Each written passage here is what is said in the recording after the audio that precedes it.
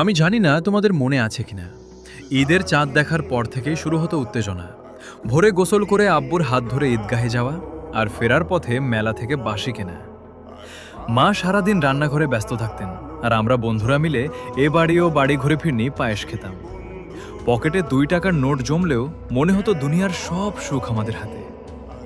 আজ ঈদের নামাজ পড়ে এসে এখন পকেটে কয়েক হাজার টাকা থাকে, কিন্তু সেই মেঠো পথের বাঁশিটা কেনার ইচ্ছে আর থাকে না।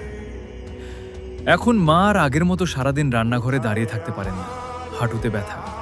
বন্ধুরা যে যার জীবনে ব্যস্ত, কেউ প্রবাসে তো কেউ নিজের সংসারে। এখন ঈদ মানে সারা সপ্তাহের কাজের ক্লান্তি দূর করতে একটু বেশি সময় ঘুমানো। নতুন জামা কেনা হয় ঠিকই, কিন্তু আয়নায় নিজেকে দেখে সেই কিশোর বয়সের উজ্জ্বল হাসিটা আর খুঁজে পাওয়া যায় না। সালামি দেওয়ার লোকগুলো একে একে দুনিয়া ছেড়ে চলে গেছেন, এখন আমাদেরকেই সালামি দিতে হয়। কোথায় হারিয়ে গেল সেই দিনগুলো? আজও কি সেই দিনগুলোর কথা মনে পড়ে? কোথায়